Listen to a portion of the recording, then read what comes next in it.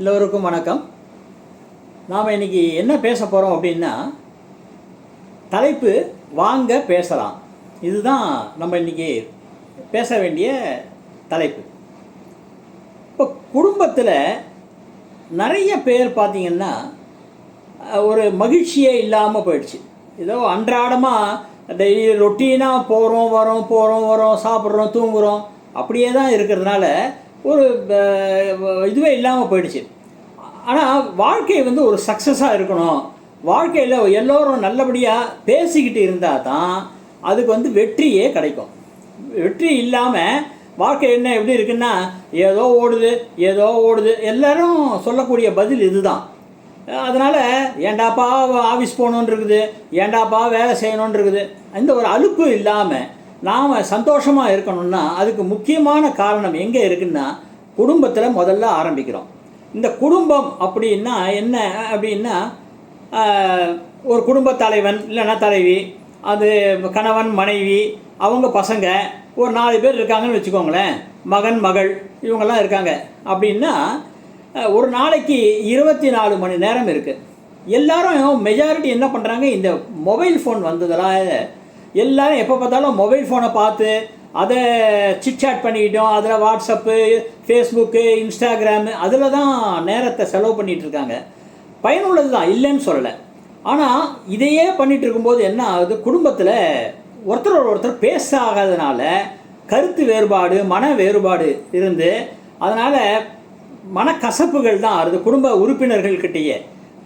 அப்பா அம்மா, அண்ணா தம்பி, அக்கா தங்க யார்கிட்டையுமே ஒரு ஒட்டுதல் இல்லாமல் போயிடுச்சு. நிறைய உறவுகள் எங்கே போயின அப்படின்னு ஒரு நாடகம் மேடையில் கூட ஒரு தடவை வந்தது. அது மாதிரிலாம் இப்போ அது மாதிரி ஆயிடுச்சு நிலைமை.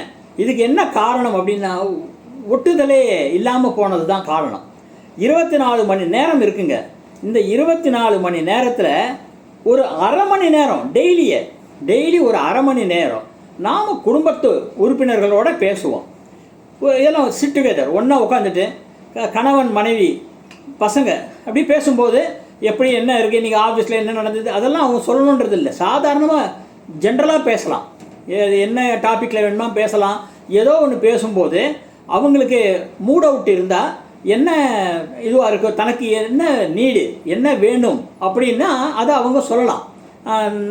பிள்ளையோ பொண்ணோ மனைவியோ கணவனோ என்ன ஒன்று சொல்லணும். இப்போ பட்ஜெட் மாதிரி இப்போ கணவன் குடும்பத்தை நிர்ணயிக்கப்படுறாரு அப்படின்னா, இந்த மாதம் செலவு இவ்வளோ தான் இருக்குது, அதுக்குள்ளே நம்ம ஓட்டணும், இல்லை குடும்பத்துக்கு வரவு பெருக்கணும். அப்போ என்னென்ன பண்ணலாம், ஸோ மொபைல் ரீசார்ஜ் பண்ணணும் அப்படின்னா நிறைய ஒரு அமௌண்ட்டு பே பண்ணுறதுக்கு பதிலாக கம்மியான அமௌண்ட்டுக்கு பே பண்ணிக்கலாம். இதை மாதிரி நம்ம பார்த்து பேசலாம். ஒருத்தர் பேசிக்கிறது, இது முதல்ல நம்ம வீட்டுக்குள்ளே நல்லா பேசிக்கிட்டு நல்லா சிறப்பாக இருந்தோம்னா, அடுத்தது வெளியே, அதாவது குடும்ப உறவுகள் மற்ற உறவுகள் இருக்காங்க பாருங்கள், சித்தி சித்தப்பா பெரியம்மா பெரியப்பா அவங்க இவங்கெல்லாம் இருக்காங்க பாருங்கள், பெரியப்பா பையன் சித்தப்பா பையன் அவங்க கூடலாம் பேசிக்கிறது, அத்தை மாமி மாமா அவங்கக்கிட்டலாம் பேசுகிறதெல்லாம் இதை மாதிரி செஞ்சால் அப்போ வந்து என்ன ஆகும், உறவுகள் நன்றாக வளரும். அப்பப்போ பேசணும். இப்போ மோஸ்ட்லி எல்லாம் எப்போ எல்லாம் ஒன்று கூடுறாங்கன்னா, நல்லா நீங்களே பாருங்கள், ஏதாவது ஒரு டெத்து இருந்தால் தான், ஏதாவது ஒரு இறப்பு இருந்தால் தான் எல்லாரும் ஒன்று கூடுறாங்க. அதுவும் வந்து தலையை காட்டிட்டு ஓடிடுறது. ஏதாவது கல்யாணம் வந்தால் மொய்க்க வர கொடுத்துட்டு சாப்பிட்டுட்டு ஓடிடுறது. எல்லாம் இதில் தான் இருக்குது. நிறைய பேர் கல்யாணத்துக்கு கூட தன்னோட பையனையோ பொண்ணையோ கூட்டிகிட்டு போகிறது கிடையாது. கல்யாணங்கள்லாம் தாமதமாகறதுக்கு இதுவும் ஒரு காரணம். அங்கே கல்யாணத்துக்கு அழிச்சிட்டு போனால் தானே வந்து உங்களுக்கு இந்த தனக்கு ஒரு பிள்ளை இருக்கான் ஒரு பொண்ணு இருக்கான்னு தெரியும். 4 பேர் முன்னெல்லாம் அந்த காலத்துலலாம் அப்படிலாம் இருந்தது. இந்த காலத்தில் அதெல்லாம் இல்லாமல் போயிடுச்சு. ஏன்னா இப்போ அதெல்லாம் உறவுகள் எங்கே போயின அப்படின்ற மாதிரி ஆயிடுச்சு. இதெல்லாம் நம்ம ஒழுங்காக நம்ம ஆக்டிவேட் பண்ணோன்னு வச்சுக்கோங்களேன், எந்த கோயிலுக்கும் நாம் போக வேண்டாம்.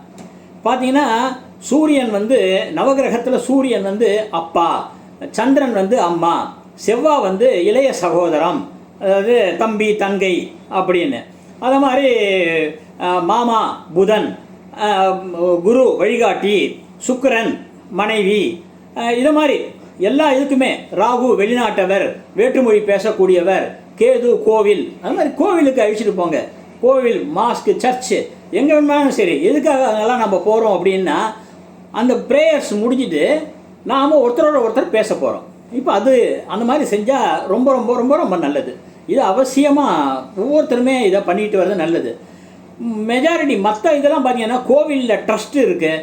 அடுத்தது சில ஃப்ளாட் அசோசியேஷன்ஸ்லாம் பார்த்தீங்கன்னா அங்கெல்லாம் திறம்பட செயல்படாதது காரணம் என்ன அப்படின்னு கேட்டிங்கன்னா, முதல்ல வந்து இந்த நிர்வாகிகள் இருக்காங்க பாருங்களா, இந்த நிர்வாகிகள் அவங்களுக்குள்ளாகவே ஒரு மீட்டிங் மாதிரி போட்டு அவங்களுக்குள்ளே இருக்கிற மனக்கசப்புகளை வெளியே ஏற்றணும். என்ன கசப்புகள் இருந்தாலும் எல்லாம் ஒன்றுபட்டு இருக்கணும். அடுத்தது கமிட்டி மெம்பர்ஸ், அந்த கமிட்டி மெம்பர்ஸுக்கும் நிர்வாகிகளுக்கும் உண்டான இது வந்து ஃப்ளாட் அசோசியேஷனாக இருந்தாலும் சரி, இல்லை ஏதாவது கோவில் சர்ச்சு மாஸ்க் ட்ரஸ்ட்டாக இருந்தாலும் சரி, எந்த ட்ரஸ்ட்டாக இருந்தாலும் அப்போ அதுக்கும் இதே தான் வழிமுறைகள். இப்போ இதே மாதிரி எல்லாத்தையும் பண்ணும்போது எந்த ஒரு வரவு செலவு கணக்கு கொடுக்கப்பட்டாலும் அதெல்லாம் நிர்வாகிகள் முதல்ல அவங்க உட்காந்து பேசி உங்களுக்குள்ளே ஏதாவது சந்தேகங்கள் இருக்கா, அந்த சந்தேகங்களை கிளாரிஃபை பண்ண வேண்டியது அந்த செக்ரட்டரியும் ட்ரெஷரரும். அடுத்தது கமிட்டி மீட்டிங் போட்டு கமிட்டி மெம்பர்ஸுக்கெல்லாம் இதெல்லாம் சரி பண்ண வேண்டியது, அவங்களுடைய திருப்தி ஏற்படுத்த வேண்டியது. அதுக்கப்புறமா ஜென்ரல் பாடி மீட்டிங் போடும்போது பொதுக்குழுவில் அத்தனை பேருக்கும் அத்தனை உறுப்பினர்களுக்கும் இதெல்லாம் தெரியப்படுத்தி வரும்போது எந்த மீட்டிங்லேயுமே சரி உங்களுக்கு சண்டை சச்சரவுன்றதே வராது, சுமூகமாக இருக்கும்.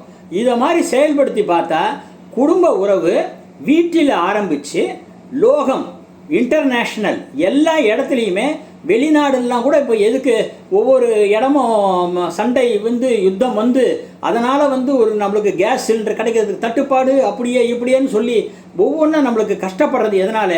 தங்கம் ஏறிட்டே போகுது, விலை ஏறிட்டே போகுது. எப்போ தான் 2 லட்சம் ஆக போதான், 3 லட்சம் ஆக போகுதுன்னு இப்படியே போயிட்டே இருக்குது. ஸோ இதெல்லாம் எதோட அடிப்படையில் ஏறுறது? எல்லாமே நம்ம சரியில்லைன்னான்றனால தான் இதை மாதிரி இருக்குது. அப்போ நாம் சரியாக வந்துட்டோம் அப்படின்னு இருந்தால் கண்டிப்பாக எல்லாமே உங்கள் கையில், வெற்றியும் உங்கள் கையில் தான் அப்படின்னு சொல்லிட்டு எல்லா நவகிரகங்களும் அருளும் எல்லா பிரபஞ்ச சக்தியின் அருளும் உங்கள் எல்லாருக்குமே கிடைக்க வேண்டி நாம் பிரபஞ்ச சக்தியை பிரார்த்தனை பண்ணிக்கிறோம். ரொம்ப நன்றி.